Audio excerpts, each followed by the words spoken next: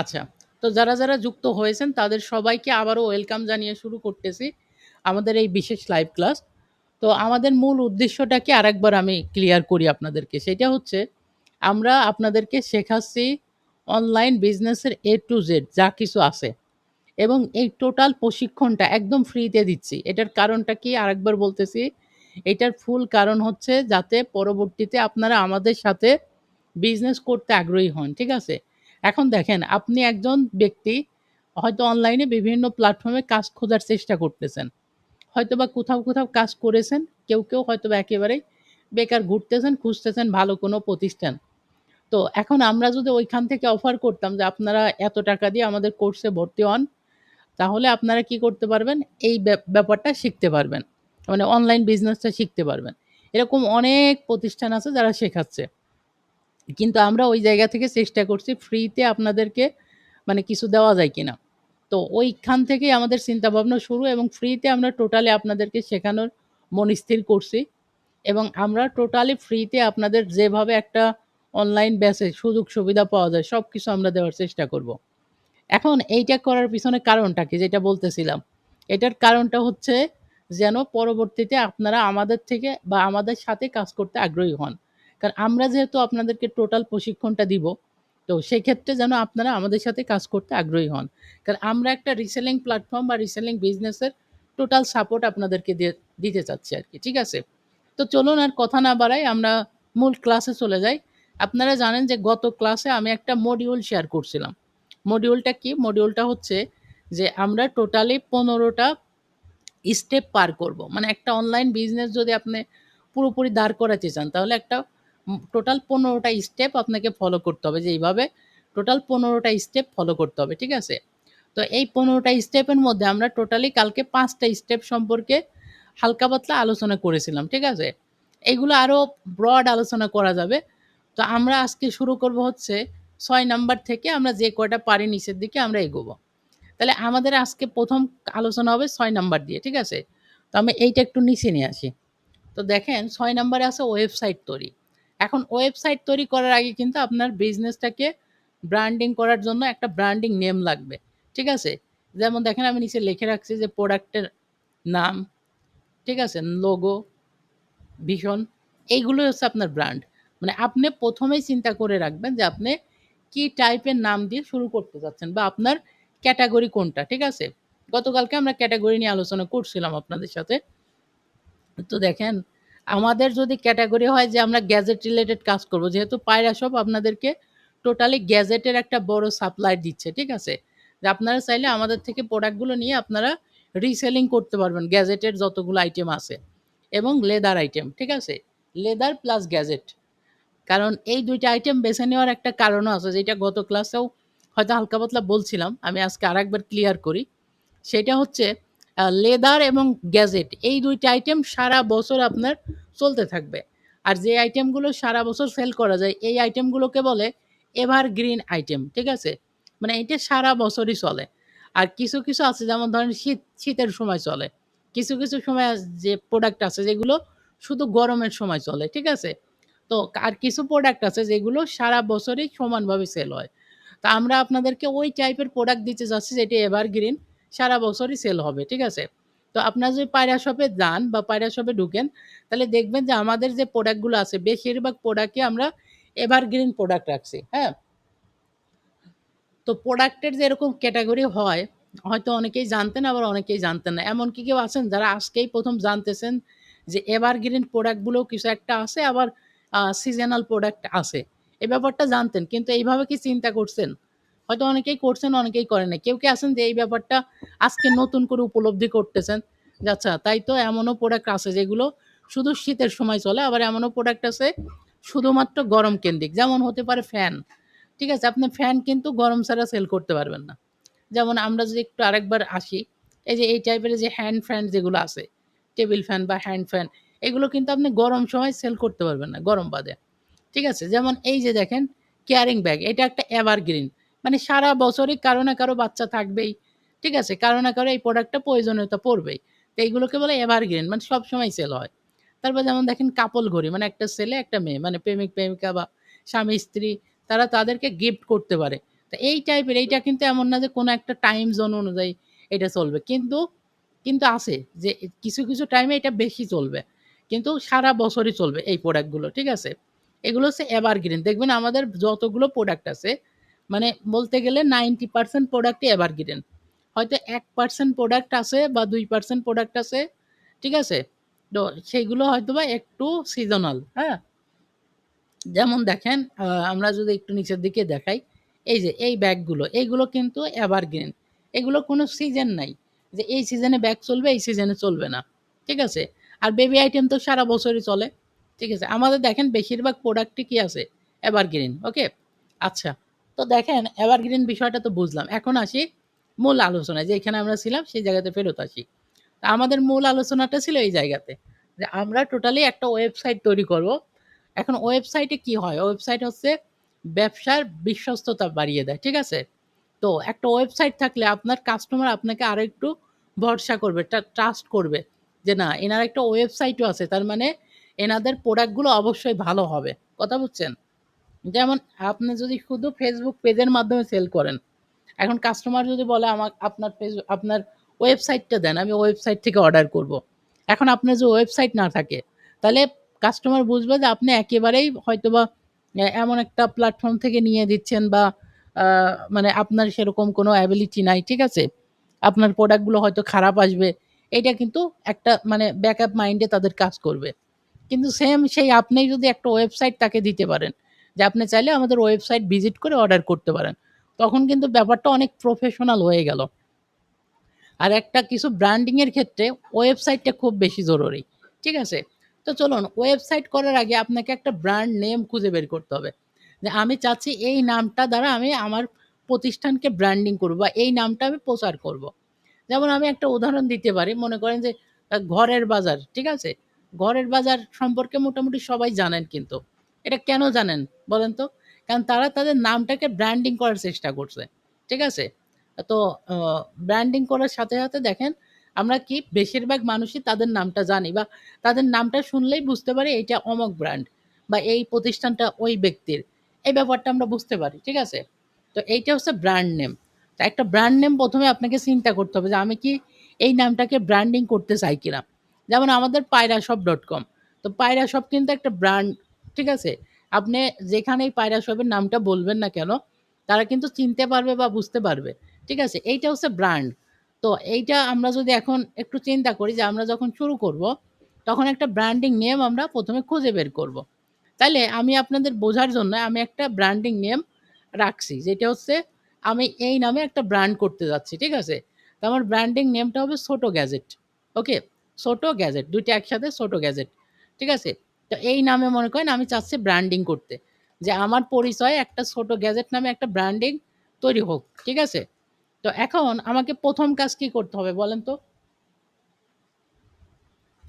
একটু আমাকে একটু চ্যাট বক্সে লিখেন তো দেখি। যে আমি মনে করেন ১ম এ একটা নাম চয়েস করব। যে এই নামে আমি একটা ব্র্যান্ড করতে চাচ্ছি। যে ছোট গ্যাজেট হচ্ছে আমার ব্র্যান্ডিং নেম বা এই নামটা আমি ব্র্যান্ড হিসেবে আমি কাজ করতে চাই। ঠিক আছে? ওকে? তো এই প্রতিষ্ঠানের ওনার হবো আমি।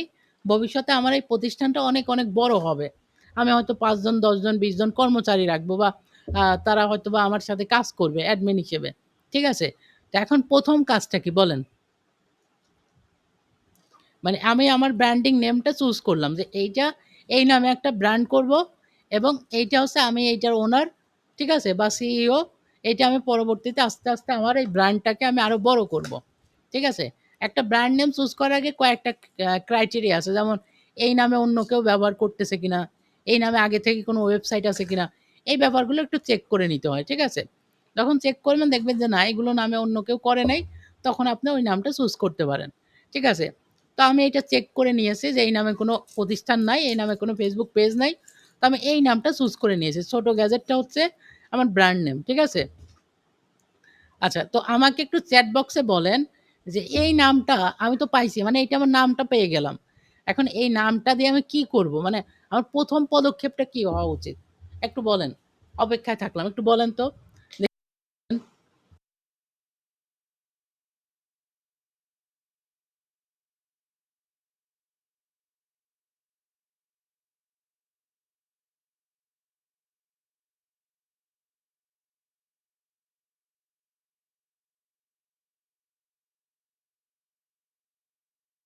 আচ্ছা, এখানে অনেকেই যুক্ত আছেন। কেউই বলতে পারতেছেন না? আচ্ছা, একটা পাইছি। সেটা হচ্ছে আমাকে একটা পেজ ক্রিয়েট করতে হবে, পেজ বানাতে হবে। ঠিক আছে? এইটা ঠিক আছে। একটা পেজ করতে হবে, হ্যাঁ? আচ্ছা, একটা পেজ করতে হবে। কারণ আমি তো মানে একজন বলছে সুপার শপ করব। ব্যাপারটা আমরা তো আর অফলাইন বিজনেস করতেছি না, তাই না? তো আমাকে কি করতে হবে? একটা Facebook এ পেজ করতে হবে। যেহেতু আমার বিজনেসটা অনলাইন রিলেটেড মানে আমি অনলাইন বিজনেস করব। তো অবশ্যই আমাকে একটা পেজ বানাতে হবে। পেজের প্রচার দিতে হবে। প্রচার পরে আগে পেজটা তৈরি করতে হবে, তাই তো? তো পেজের আমি আগে ১ম এ পেজের একটা মানে নাম দিয়ে পেজটা আমি ক্রিয়েট করব। এবং পেজ ক্রিয়েট করার আগে আমাকে দেখতে হবে এই নামে আর কোনো পেজ আছে কিনা। মানে নিজে ব্র্যান্ড নেমটা চুজ করার আগে দেখতে হবে ওই নামে অন্য কেউ ব্র্যান্ডিং করতেছে কিনা বা আগে থেকেই কেউ ওই নামটা নিয়েছে কিনা। ঠিক আছে? তো আমি এই নামটা দিয়ে একটা পেজ খুলে ফেললাম। চলেন একটু দেখাই আপনাদের। এই যে এটা হচ্ছে আমার ছোট গ্যাজেট নামে একটা পেজ করলাম। ঠিক আছে? আচ্ছা, পেজ করার পরে কয়েকটা জিনিস করতে হবে। লোগোটা দিতে হবে। ঠিক আছে? এই লোগোটাও কিন্তু ব্র্যান্ডের একটা অংশ। মনে রাখবেন আপনার ভবিষ্যতে গিয়ে আপনার নাম যতজন না মনে রাখবে, আপনার লোগো দেখেও কিন্তু অনেকেই মনে রাখবে। যেমন আপনাদের মাথায় একটা জিনিস ঢুকাই, হ্যাঁ? বিকাশের লোগোটা চেনেন না সবাই? বিকাশের লোগো দেখলেই কিন্তু বোঝা যায় এটা বিকাশ। ওটার নিচে নামেরও দরকার নাই। কথা বুঝছেন?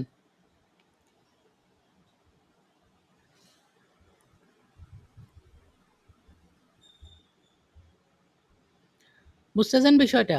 তারপরে যেমন নগদ মানে বিকাশ, নগদ এই যে এই বিষয়গুলো এরা কিন্তু লোগো দিয়ে কিন্তু এদের পরিচয়। ঠিক আছে? এরকম অনেক প্রতিষ্ঠান আছে জাস্ট ২ টা নাম বললাম। ঠিক আছে?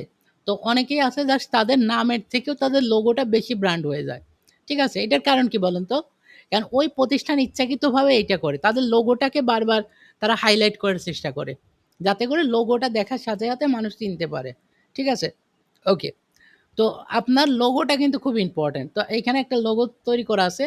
মূলত আমার মেইন লোগোটা হচ্ছে এই যে দেখেন একটা আ এই যে ৪ কোণ আছে একটা ইসের মধ্যে লেখা ছোট গ্যাজেট। আর নিচের যেইটা, এইটা একটু গ্যাজেট ভাইব দেওয়ার জন্য এরকম একটা লোগো করা হইছে। ঠিক আছে? এবং এই যে আমার যে ইটা রয়েছে কভার ফটোটা আছে, এই কভার ফটোটা আমি চেঞ্জে আনবো জাস্ট দিয়ে রাখছি যে এইটা একটা স্টার্টিং করছি। এরকম একটা ফ্লো দেওয়ার চেষ্টা করতেছি।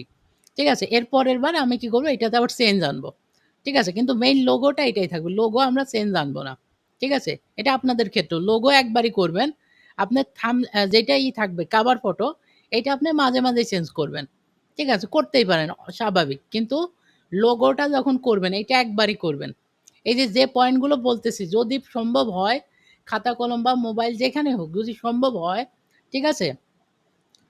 তো একটু লিখে রাখবেন। ঠিক আছে?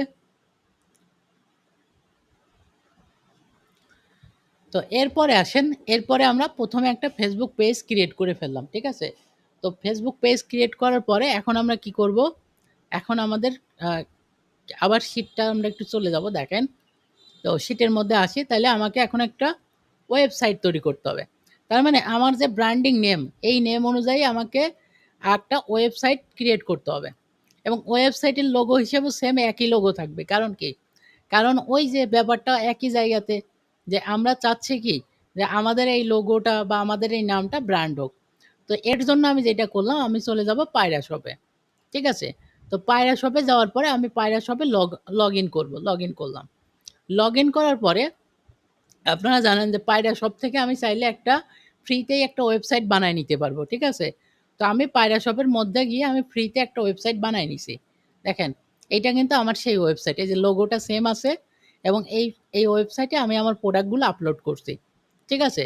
এখানে দেখেন আমি বেবি প্রোডাক্ট এবং গ্যাজেট এই ২ টা আইটেম বেশি প্রাধান্য দিয়েছি। দিয়ে আমি হচ্ছে এইটা তৈরি করছি। ঠিক আছে? এই হচ্ছে ব্যাপার যে আমি ১ম এ আমার ব্র্যান্ড নেমটা সিলেক্ট করব ১ নাম্বার। ব্র্যান্ড নেমটা সিলেক্ট করার পর ওই নেম অনুযায়ী একটা Facebook পেজ করব। Facebook পেজটা করলাম। Facebook পেজ করার পর যদি সম্ভব হয় একটা Facebook গ্রুপও করে ফেলবেন। তো Facebook পেজ করব। পেজটা ইম্পোর্টেন্ট গ্রুপটার থেকেও। ঠিক আছে? তো পেজ করতেই হবে যেহেতু আমি মার্কেটিং করব পরবর্তীতে। তো এইটা দিয়ে আমি কি করলাম একটা আ আমি Facebook পেজ ক্রিয়েট করলাম। ওকে। Facebook পেজটা ক্রিয়েট করার পরে আমি চলে যাব কোথায়? পায়রা শপে। কারণ আমার কাছে তো ভাই এখনই এত টাকা পয়সা নাই যে আমি ডোমেইন হোস্টিং কিনে মনে করেন যে একটা ডেভেলপার দিয়ে তার দিয়ে আমি একটা মানে ওয়েবসাইট বানায় নেব। এত টাকা পয়সা আমার কাছে মনে করেন নাই। যে আমি যেহেতু নতুন একজন বিজনেসম্যান হতে যাচ্ছি। বা এই অনলাইন জগতে আমি শুরু করতে চাচ্ছি। তো এখন কিন্তু আমার ৳৩০,০০০ বা ৳৩৫,০০০ বা ৳৪০,০০০ খরচ করে আমি একটা ওয়েবসাইট বানাবো এই সামর্থ্য আমার নাই। তো সেই ক্ষেত্রে আমি একটা Facebook পেজ করলাম এবং একটা মানে টোটালি প্রফেশনাল একটা ওয়েবসাইট তৈরি করে নিলাম। কোথার থেকে? পায়রা শপে গিয়ে। ঠিক আছে? দেখেন একটা ওয়েবসাইট তৈরি করতে আপনার টোটালি খরচ পড়তে ৩০ থেকে ৳৩৫,০০০। সেখানে পায়রা শপে আপনি মাত্র ৳৩০০ দিয়ে যদি রেজিস্ট্রেশন করেন, মাত্র ৳৩০০ দিয়ে আপনি রেজিস্ট্রেশন করেন, তাহলে একটা ওয়েবসাইট পাচ্ছেন, আনলিমিটেড ল্যান্ডিং পেজ বের করতে পারতেছেন, প্রোডাক্ট পাচ্ছেন, তারপর মার্কেটিং এর যে মানে সাপোর্ট এইটাও পাচ্ছেন। প্লাস আমি তো এখানে ফ্রিতে আপনাদের ক্লাস নিচ্ছি। তো সবকিছু একত্রেই পাচ্ছেন। ঠিক আছে? এই হচ্ছে ব্যাপার। তো আমি আবার বলি ভাই এইখানে যে ক্লাসটা আপনাদের হচ্ছে, এইটা যে আপনার পায়রা শপ নিয়েই করতে হবে এমন না। আপনি পায়রা শপের বাইরে গিয়েও করতে পারেন। কারণ এইখানে ট্রেনিং কিন্তু পায়রা শপকে নিয়ে হচ্ছে না। দেখেন আমি টোটালি কি দেখাচ্ছি? আমি টোটালি দেখাচ্ছি যে শূন্য থেকে দেখেন, শূন্য থেকে একটা অনলাইন বিজনেস কিভাবে ধাপে, ধাপে করবেন। এটা একটা রোড ম্যাপ আমি দেখাচ্ছি। ঠিক আছে? এখন দেখেন আমি এখানে বলছি বিজনেস আ ব্র্যান্ডিং। তো বিজনেস ব্র্যান্ডিং এর জন্য কি লাগবে? একটা ওয়েবসাইট করতে হবে। তার আগে একটা ব্র্যান্ডিং নাম লাগবে। তো এইগুলো কি পায়রা শপের সাথে করেন বা আপনি একা, একা করেন। ব্যাপারটা কিন্তু একই। ঠিক আছে? সব জায়গায় একই রকমই করতে হবে। এরপরে হচ্ছে আসেন কনটেন্ট তৈরি। সবথেকে ইম্পোর্টেন্ট হচ্ছে এই পার্টটা। ঠিক আছে? সবথেকে ইম্পোর্টেন্ট এই পার্টটা। দেখেন এখানে লিখে এসেছে ডিজিটাল যুগে কনটেন্ট হচ্ছে রাজা। মানে কনটেন্ট যার যত ভালো তার মনে করেন প্রচার তত ভালো। কনটেন্ট যার যত ভালো তার প্রচার কিন্তু তত ভালো। কনটেন্ট ব্যাপারটা নিয়ে একটু আলোচনা করা যাক। দেখেন আমরা যখন মানে অনেক ইউটিউবার আছে, অনেক ফেসবুক কনটেন্ট ক্রিয়েটর আছে। শুধুমাত্র তাদের ভিডিওগুলোতে মিলিয়ন, মিলিয়ন ভিউ হয়। কারণ তাদের কনটেন্টগুলো ভালো। কথা বুঝছেন? শুধুমাত্র তাদের কনটেন্টগুলো ভালো তার জন্য তাদের ওই পোস্টে বা ওই তাদের ভিডিওতে তাদের একটা পোস্টের মধ্যে মিলিয়ন ভিউ হয়। ঠিক আছে? শুধুমাত্র পাওয়ার অফ কনটেন্ট। কনটেন্ট আসলে খুব পাওয়ারফুল একটা জিনিস। তো যার কনটেন্টটা ভালো তার কি এইখানে কাজটাও অনেক ভালো হবে। কথা বুঝছেন? আচ্ছা এইবার আসেন আমরা পরবর্তী স্টেপে যাব। তো পরবর্তী স্টেপ কিভাবে করব সেটা হচ্ছে দেখেন, তো আমাদেরকে কি করতে হবে? কনটেন্ট দিতে হবে, কনটেন্ট। তো এই যে দেখেন আমরা এখানে ভিডিও কনটেন্ট দিছি, আমরা ইমেজ কনটেন্ট দিছি। ঠিক আছে? তারপর এই দেখেন আমি ইমেজ কনটেন্ট দেওয়ার পর এখানে কিন্তু কমেন্টসে প্রাইস জানতে চাচ্ছে। ঠিক আছে?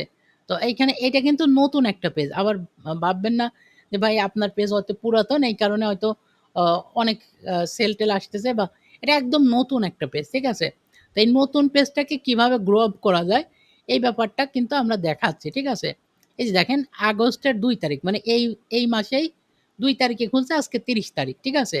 তার মানে টোটালি ১ টা মাস মাত্র এখানে হচ্ছে। আর কাজ শুরু করছি আমরা হচ্ছে মাত্র ৪-৫ দিন।